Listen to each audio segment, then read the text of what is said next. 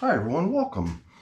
I'm down here in my wormery, and this tub, as well as all those other tubs that you saw on the shelf behind me, are intended for worm composting. And this bin right here is a bin that's been around for 66 days, running about 1,000 European nightcrawlers. I've got a couple statistics about this bin over here on this little information board. I like to put together little bits of info. Sometimes I just keep it off on the side and read off of it.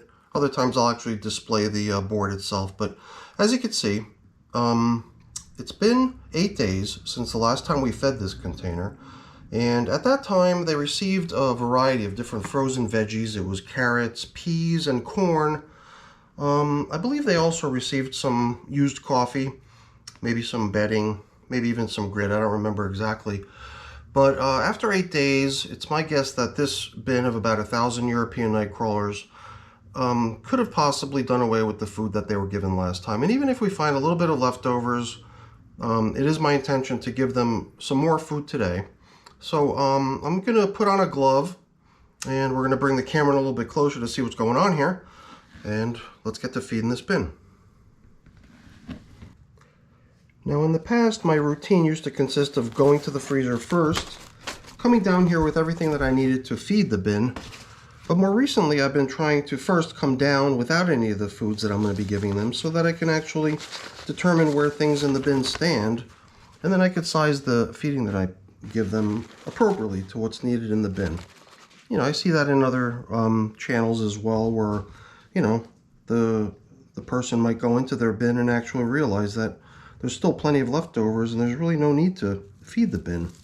So I don't think that's going to be the case here today, but I have been trying to gradually transition over to a practice that actually does first evaluate the need for food before actually selecting the size of the portion that's going to be fed. So right here on the surface, I did actually bump into a worm. In the past, I used to cover with plastic, which caused a lot of moisture to recirculate right beneath the plastic, pretty much soaking all the materials that were on the top. So all those papers that you saw covering the material here that I just took off, had they been covered in plastic like I used to do in the past, those pieces of paper would have been soaked, they would have been covered in worms, and the worms would have been halfway done chewing up that paper. More recently, I've been running my bins with no plastic coverings, which allows for a little bit more drying of the material on the surface, but it also allows for a lot more airflow, and that's really my goal. I didn't want to stifle airflow in my systems, and that's why I did away with plastic coverings in almost all of my systems. So if it's been a while since you visited my channel and you're just coming back now, you might remember that I was a huge advocate of always covering with plastic. It was like such a cool thing. It was the neatest thing that I had seen since sliced bread for keeping moisture in my bins, and I was all over that. But I've more recently transitioned to methods that try to encourage airflow in the system as opposed to try to maximize moisture. Because, you know, even though the materials on the very surface are a little bit dry and we only saw one worm crawling across the top, you don't have to go deep. You know, you pull back maybe, you know, ½ an inch of material, if that, and right away you're faced with all kinds of nice damp materials and a bunch of worms hanging out there already, enjoying the food and the bedding and everything that's right beneath it.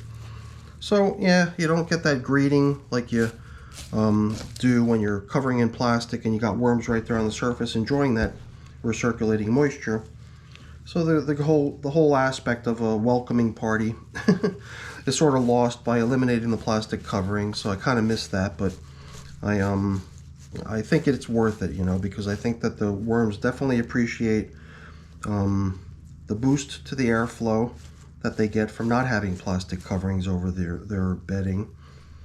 And there's lots of worms in here. And even though the material on the surface doesn't get as much attention as it used to when there was always lots and lots of dampness there, I'll typically mix in most of that stuff that's been sitting out on the surface to get it the attention that it needs so it gets broken down, and then replace it. I'll just put some fresh leaves on top at the end when we're done. So it's clear to see that there's still some leftovers.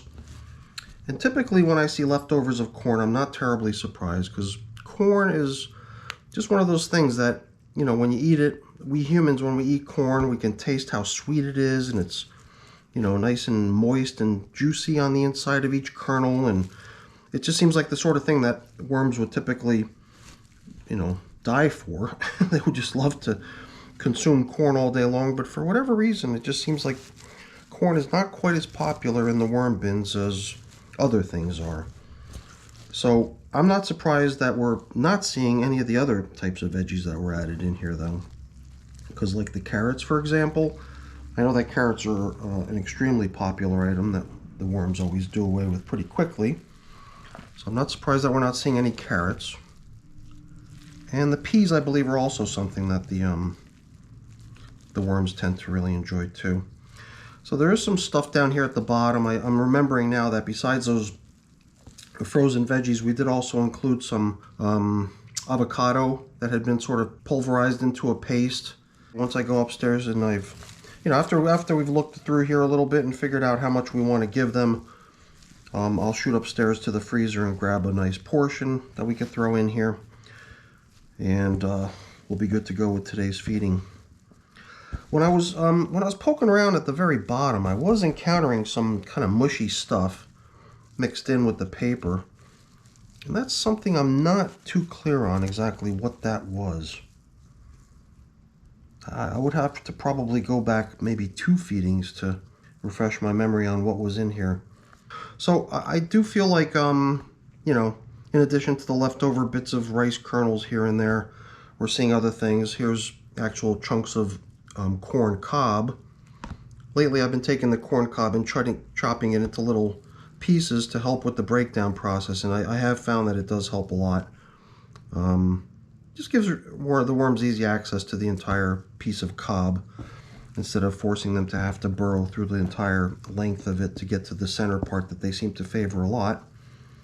And then I guess it also exposes the rest of the stuff to the bacteria and the microbes and the fungi within the bin to help it also break down nicely so that it too can be consumed by the worms eventually. So this is kind of a fun bin. There's all kinds of interesting stuff going on. Definitely lots of worms hanging out throughout the feeding area. So I'm going to go upstairs. I'm going to pull down a portion of stuff out of the freezer to bring down here and feed them with. I've also got some coffee, a couple days worth of coffee out of the coffee maker that I'm going to bring down here too. So once I'm back down here with the food, we'll pick up where I left off.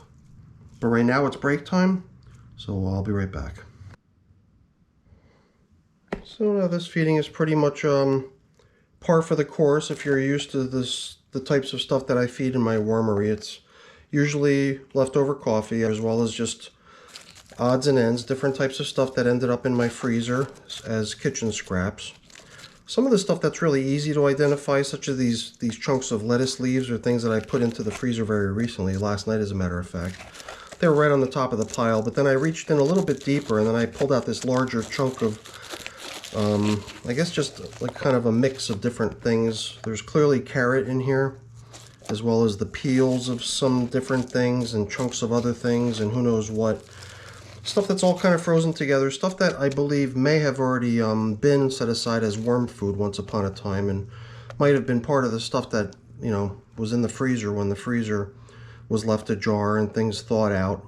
But I did preserve some of the things that had been set aside as worm foods and refreeze them, so these things may have been some of that. It's just that after they had thawed and they were mushy and I put them back in the freezer, those are the sort of things that really kind of freeze together in such a way that you could barely break them apart. So I think what we're going to do here is, you know, kind of what we usually do.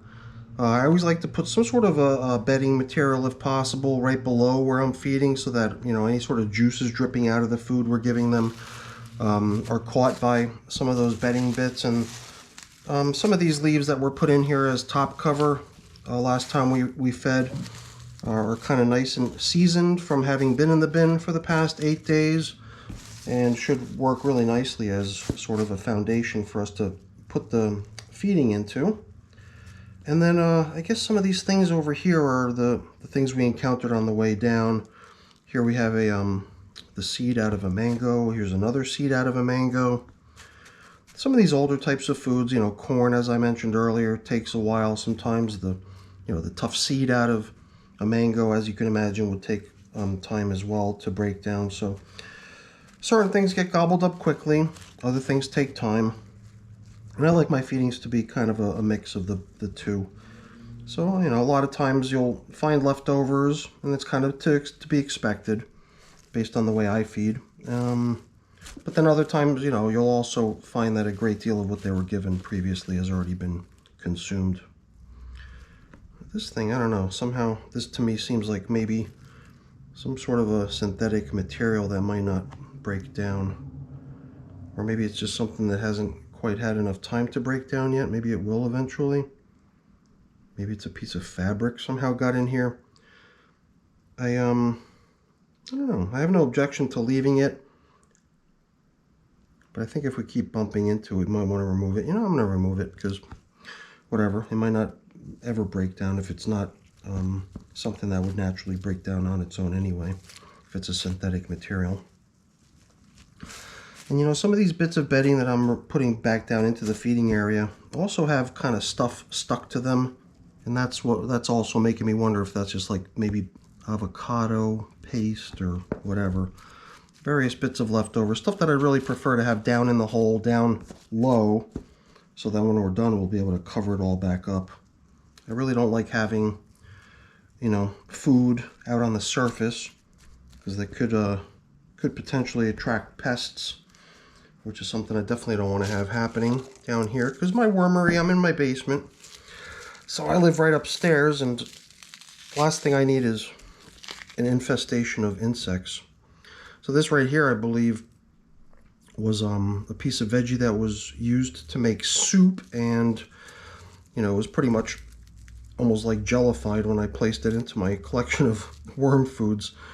So if there's stuff stuck to this thing, I doubt that they're going to come free until things thaw out. So I'm not going to bother with trying to break that apart. We'll just throw it right in there.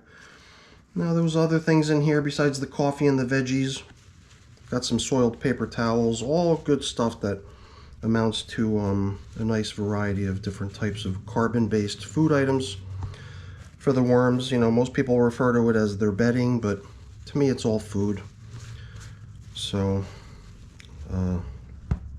the bedding in most cases is the leaves and the coco coir or the whatever, that sort of stuff, the carbon-based things that you put in your bin, where you imagine the worms spending some time after they've eaten to just hang out. But in time that stuff all breaks down too, so eventually it all becomes food, regardless of whether it's explicitly like the nitrogen-based kitchen type scraps and food items that are strictly food only. The bedding all becomes food over time too. So not a whole lot as far as veggies are concerned, but perhaps what you might consider to be sort of a double dose of food on this go around. Lately I've been feeding pretty much one coffee filter full of used coffee, but today I've got the leftovers from 2 days worth of coffee. And here too, the filter going in as extra bedding / carbon food it's a nice, you know, complement to the nitrogen rich foods that they're getting, especially these coffee grind. You know, the coffee is a very nitrogen rich substance for sure. So what we're giving them here does seem to be a fairly well balanced meal consisting of nitrogen and carbon based things.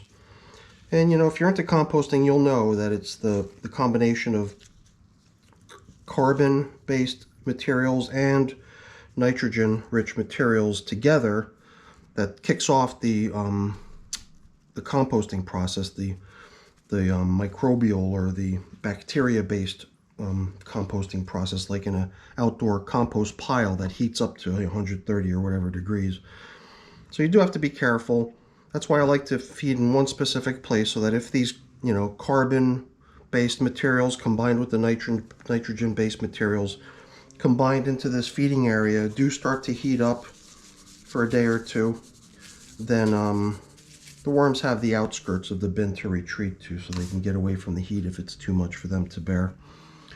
So it's a pretty good feeding. It didn't have a lot of weight to it though, you know. A lot of my feedings lately, I've been kind of almost a little bit surprised when I come down here and I, you know, hold the container in my hands and I think to myself, geez, did I go overboard? Did I bring too much down here? This didn't really have that much weight to it. It was, you know, lettuce leaves. Yeah, as you can imagine, there's not a lot of weight to it. And the coffee, I guess if it was more wet, it might have been a little bit heavier. But it had been given a little bit of time to dry, especially the one that's 2 days old now. Just been sitting out there drying. So not a lot of weight. A little bit of moisture content coming in with all those frozen veggies. Once those things start to thaw out, they'll emit moisture. And as things break down and get consumed, they'll also emit moisture. So, so generally I don't add moisture, you know. I might be adding some dry leaves at the end to cover up with. But I'm going to treat the moisture that was added as part of the foods as a good complement to the dry stuff that I'm putting in here, and I believe will maintain pretty good balance between dry and moist things by putting them in pretty much even ratios to each other. I'll tell you, the compost over on this side is starting to look really nice. It's got some stuff scattered within it, but it's almost all castings at this point. No, I mean there's definitely chunks of stuff mixed into it, because I usually like to blend in a little bit of this leafy material into that stuff on the sides too, so that there's extra bedding and carbon type stuff over there for them to nibble on as well. With these being night crawlers, they do tend to enjoy their carbon-based food items, and just want to make sure I'm always giving them a nice plentiful amount. Oh, just noticing sometimes I'm so focused on the center of the bin and what I'm doing that I don't realize that there's worms crawling the walls, and I got to make sure they don't crawl out, end up on the table, or even worse on the floor where I totally lose track of them. Typically most worms, like here's another one, crawling the wall. Usually within a few minutes they'll realize that, hey, the place that I'm at is pretty darn dry and not very comfortable, and most of them on their own accord will just turn right back into the bin. And that's part of the reason I like just covering up and not having a lid on my container, because having a lid causes a lot of moisture to collect either on the walls or on the roof of the container's lid. And then people always question, hey, how come my worms are running around and trying to escape? Well, you know, I think the truth of the matter is that they're not trying to escape.